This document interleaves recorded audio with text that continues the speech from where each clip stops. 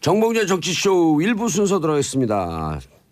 자, 1부 뉴스 브리핑 한겨레 20일 하용 기자 자리하셨습니다. 예, 안녕하세요. 한겨레 20일 하용 기자입니다. 예, 무슨 뉴스를 가져오셨나요? 일단 남북 고위급 회담부터 말씀을 드려야겠죠. 예. 2015년 12월 이후에 2년 1개월여 만에 열리고 있습니다. 오전 10시부터 시작됐고요. 판문점 남쪽에 있는 평화의 집에서 열리고 있습니다. 남쪽에 조명균 통일부 장관과 북쪽에 리선권 조국평화통일위원회 위원장이 단장으로 마주 앉아 있습니다. 의제와 관련돼서는요. 일단 평창 동계올림픽과 패럴림픽 북한 참가 논의에 집중을 하면서요. 북한이 제의한 사항을 중심으로 이야기가 될 것으로 보이고요. 우리 쪽에서는 벌써 작년입니다. 작년 여름 7월 17일에 제의한 시급성 있는 부분들에 대해서 중심적으로 논의가 될 것입니다. 이 시급성 있는 논의는요. 군사 분계선상 적대 행위 중단을 위한 군사 당국 회담하고요. 이산가족 상봉 행사를 위한 적십자 회담에 관해서도 논의할 예정입니다. 지금 어떻게 진행되고 있는지 보도는 안 나오고 있죠? 예. 아마 전체 회의가 끝나면 수석 차석 대표 회담을 비롯해서 남북 담당자들 사이에서 개별 회담이 이어지면서요. 회담 의제를 조율하고 합의를 도출하기 위한 본격적인 협상이 시작되는데요. 기자들은 그 현장에서 그때그때 중계를 할 것으로 보입니다. 특히나 남쪽의 노태강 문화체육관광부 2차관하고요. 북쪽의 원기루 체육성 부상이 협의하는 그 이번 올림픽과 관련된 이동 경로라든가요, 입장이라든가요, 응원단 예술단 파견 이런 거 관련돼서는 그때그때 바로바로 속보가 나올 것으로 보입니다. 노태강은 많이 귀에 익숙한 인물인데요. 예, 벌써 2년 전인데요. 그 수첩 보고, 예, 그 박근혜 대통령이 수첩을 보면서 이 사람 참 나쁜 사람이라더라라고 하는 그 나쁜 사람에 해당되어서 고초를 아주 심하게 겪었죠. 그땐 국장이었었죠. 국장이었습니다. 당시에 체육국장이었습니다. 체육국장은 문화체육관광부에서 가장 요직 중에 하나고요. 그때 당시에 승마 대회와 관련돼서 정유라 씨를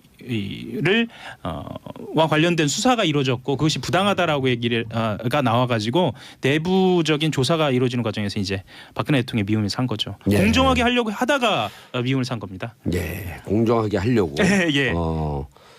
정유라를 어떻게 하려고 했던 거죠? 그때 또 하도 오래됐고 잊어먹었어요. 간단하게 설명을 좀 드리면은요. 당시에 정유라 씨가 본인이 의도하는 본인이 요구하는 그러니까 최순실 씨가 요구하는 성적이 나오지 않았어요. 나오지 않아서 아니 보통 체육대회나 대회에서 성적이 나오지 않으면 심판들의 무슨 기구라든가 이런 걸 통해서 항의를 하잖아요. 그게 아니라 당시에 상주경찰서에서 수사를 내사를 한 겁니다.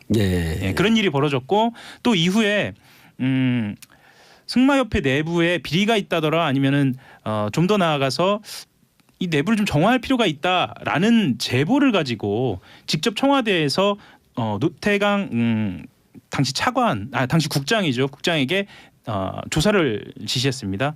그런데 노태강 국장이 당시에 조사를 진행하면서 이것은 한쪽 그러니까 정유라 씨가 쪽에서 최순실 씨 쪽에서 주장하는 한쪽의 문제가 아니라 양쪽의 문제다라고 공정하게 보고를 한 거죠.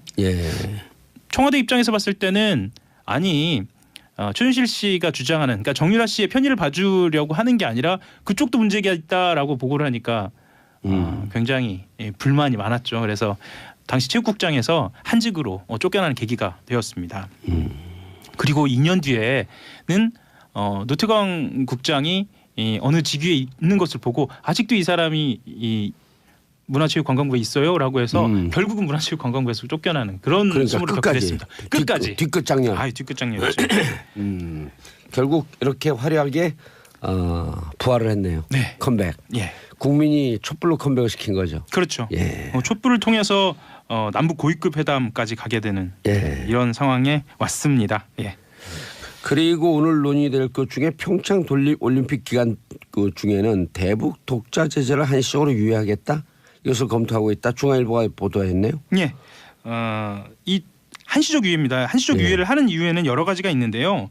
그 정부가 북핵 실험과 이은 미사일 발사에 따라서 2016년 12월에 고려항공 등을 금융제재 대상으로 지정했거든요. 그리고 북한 항구에 정박했던 선박은 6개월 이내에 한국 항구에는 입항하지 못하도록 했어요.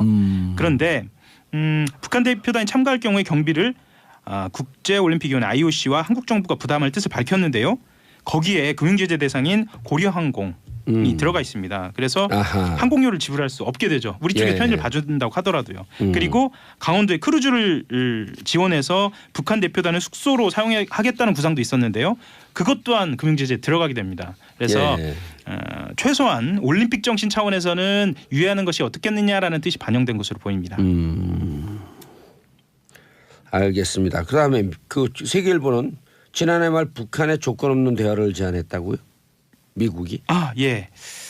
실제로 지난해 말 기억하실지 모르겠는데 틸러슨 국무장관이 이 예. 대화 제안을 했었고 예. 당시 백악관이 바로 무시를 하지 않았습니까? 예. 근데 실제로 물밑에서 이런 일이 있었다는 겁니다.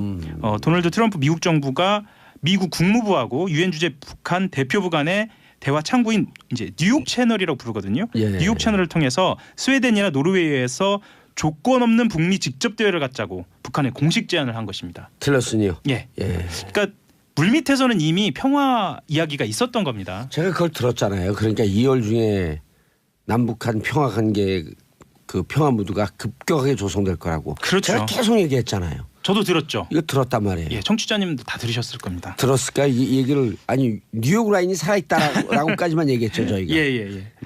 그리고 눈 밝고 귀 밝은 청취자분들은요 다 그렇게 말씀하시면 다 알아들어. 아하. 그럼요 그런 걸로 해석을 하시죠. 행간의 의미. 그렇죠. 이를 보는 거죠. 예. 이번에 1987 봐도 바다 부르는 대로 기사를 적는데 뭘 쓰냐 그러니까 자기들끼리 그러잖아요. 행간의 의미라고 하는 게 있죠. 스포일러 아닌가요? 영화요? 예. 아니에요. 볼 사람들 다 봤어요. 그리고 이제 한 435만 넘었기 450만 넘었기 때문에 2배 더 봐야 돼요. 그렇죠. 이런 얘기들은 가서 보죠. 그렇죠. 왜냐하면 이거 정도의 스포일러 갖고는 영화의 재미가 반감되지 않거든요. 예. 알겠습니다. 또요.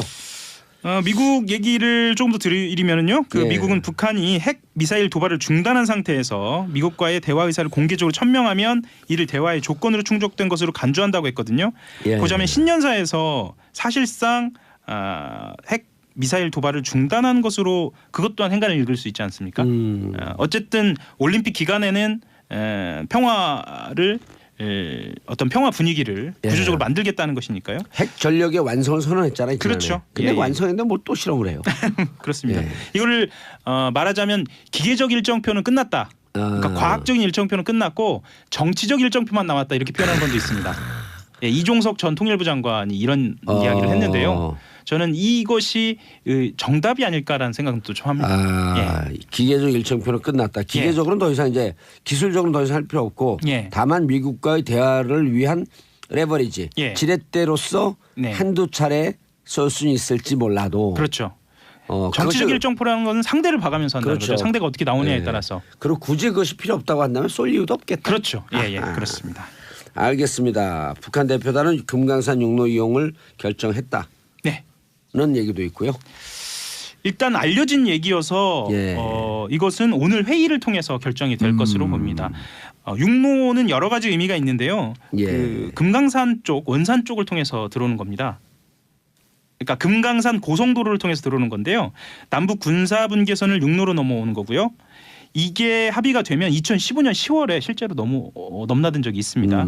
이후에 2년 3개월 만에 육로 왕래가 이루어지는 거고요. 말씀드렸지만 원산 얘기를 왜 드렸냐면요. 북한 같은 경우에는 평창과 북한 마식령 스키장을 연계한 원산 투자를 유치하는 전략도 있다라는 시선도 있습니다. 그리고 이번 회담에 금강산 개최 이산가족 상봉을 논의하는 것과도 이 육로로 가겠다. 와라라고 하는 것은 연계되어 있는 것으로 알려져 있습니다. 예, 알겠습니다. 자, 다음 뉴스요. 칼둔 얘기를 해야 할 것 같습니다. 그 아랍에미리트의 왕세제의 최측근인 칼둔 아부다비 청장이 어제 왔습니다. 일거수일투족이 다 관심입니다. 왜냐하면 UAE와 관련돼서 이 협정이 도대체 뭐가 있느냐, 그리고 누구를 만나느냐에 따라서 어떻게 해석될 수 있느냐가 결정이 되기 때문입니다. 일단 SBS 단독 보도가 어제 나왔죠. SBS 단독 보도가 나왔는데 극비 양해각서 내용 일부가 전해진 겁니다. 과거 정권이 원전 수주 대가로 맺은 비밀 협정 양해각서 안에 유사시 군사적 지원이라는 조항이 들어가 있다라는 겁니다. 유사시 군사적 지원이다라고 얘기하니까 말이 뭐랄까요? 그냥 건조해 보이는데요. 일이 터지면 개입될 수 있다는 겁니다. 2009년 12월 아랍에미리트 원전을 수주한 이명박 정부가 이듬해 4월부터 10월까지 군사 분야 양해각서 3건하고 약정 1건 총 4건을 합의했는데 그 안에 들어가 있다는 겁니다. 지원 전력이나 기간, 방식 같은 구체적인 언급이 아니라 군사적 지원이라는 포괄적인 문구가 삽입된 것으로 알려져 있는데요. 이 포괄적이라는 게 더 문제입니다. 왜냐하면 이 포괄적인 문구가 삽입된 것으로 봤을 때 이것은 해석의 여지가 있거든요. 예. 그래서 유사시 군사적 지원을 하려면 파병이 불가피하고 이 파병에는 국회 동의가 필요한데도 이것을 왜 포괄적으로 하고 비밀로 했을까라는 지점에 대해서는 이건 분명히 좀 지적하고 또 공개가 되어야 할 것으로 봅니다. 국가를 절단내도 이제 꼼수로 절단냈네. 그렇죠. 이거 꼼수 아니에요? 이건 꼼수죠. 왜 이런 국가 간 중요한 군사적 협력 협약 관계를 비밀리 하냐고요? 최소한 내 공개 정도는 했어야 하거든요. 예를 들면 그렇죠. 보고를 해야죠. 국회 정보위 같은 경우에는 일종의 뭐 협약이랄까요? 그러니까 암묵적으로 약속이 있잖아요. MOU 같은 경우도 국회 정보위는 보고를 해야죠. 보고를 하고 그것이 비공개를 전제로 하면 알려지지 않거든요. 웬만해서는. 근데 그것도 하지 않았다는 겁니다. 그리고 아크 부대 이야기가 나와서 아크 부대가 도대체 어떤 역할을 하느냐라는 것에 대해서 이야기가 나오는데요. 공개적인 파병 목적 중 하나가 유사시에 우리 국민을 안전하게 국내로 데려오는 용도다라는 이야기도 알려졌습니다.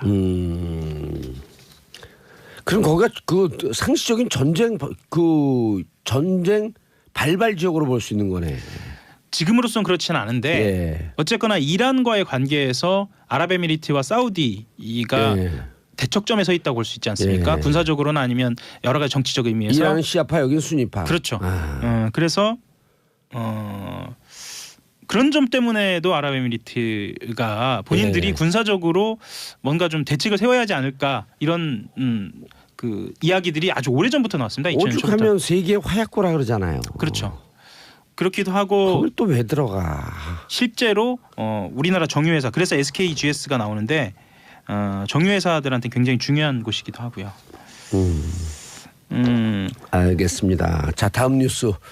역시 한결의 하호영 기자 빠져나갈 수 없는 다스. 정호영 전 BBK 특검팀이 밝혀낸 다스 비자금 전체 규모가 120억이 넘는다라는 보도가 나왔어요. 120억으로 알려졌잖아요. 80억을 근데 뭐 80억을 횡령을 해서 그걸 은행 금융 상품으로 돌려서 126억을 만들었나 125억을 만들었다 이렇게 알려져 있잖아요. 이렇게 알려져 있는데 크게 웃돈다라는 관계자 말 이야기예요. 크게 웃돈다. 관계자 검찰 관계자. 검찰 관계자입니다. 크게 웃돈다라는 말은 그냥 5억 정도 더해지는 정도가 아니고 최소한 2배는 아니지만 상당 부분 십수억 원대, 수십억 원대가 늘어날 수도 있다는 얘기죠. 그럼 제보가 그 200억 더 있었다 그랬잖아요. 그런 제보도 있었죠. 어디까지 밝혀질지 모르는 거죠. 특히나 이 이야기가 검찰 관계자한테서 나왔다는 점에서 의미가 있는데 특히나 정호영 특검팀이 지난 5일입니다. 특검 수사 당시에는 120억 외에 다른 자금이 발견될 사실이 전혀 없었다라고 이야기하는 것으로 배치됩니다. 그러면 정호영 특검도 수사 대상이 될 수도 있다. 그리고 당시에 그 수사를 했던 특검팀 같은 경우에도 어쨌거나 조사를 좀 받아야 한다. 당시 이 수사를 했던 특검 관계자들은 검찰 관계자들은 현직에서 굉장히 요직에 있습니다. 그래서 이 또한 검찰 내부에서도 고민이 좀 많을 것 같은데요. 일부에서는 격리 직원 조화무게 씨 등이 관리하다가 BBK 특검 뒤에 다스 계좌로 옮겨갔다는 120억 원 외의 다른 관리자 또는 경로의 비자금일 것이다. 라는 가능성도 제기하고 있습니다. 여기서 말씀드리는 다른 관리자라고 하는 것과 경로라는 말은 저수지가 다른 파이프로 뭐랄까요? 넘어가는 그런 가능성도 보입니다. 그래서 이 다스 비자금 같은 경우에는 상당히 심각하네요. 심각합니다. 그리고 그 시점이 만약에 2007년을 지난 2008년, 2009년이라고 한다면 아직 공소시효가 살아있는 거거든요. 살아있죠. 그래서 결국은 중앙지검에서 하는 지금 관련된 BBK라든가 다스 관련된 수사하고 맞물려 들어가서 이건 좀 동부지검에서 하고 있는 거죠. 지금 현재 말씀드리는 건 동부지검에서 하고 있는 겁니다.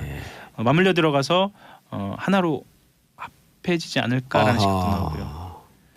그렇다고 한다면 검찰에선 고민이 좀 많을 겁니다. 도대체 이걸 어디까지 어떻게 수사를 해야 할 것인가에 대한 고민이 있을 겁니다. 하지만 한 점의 의혹 없이 성역 없이 그렇게 진행이 돼야겠죠.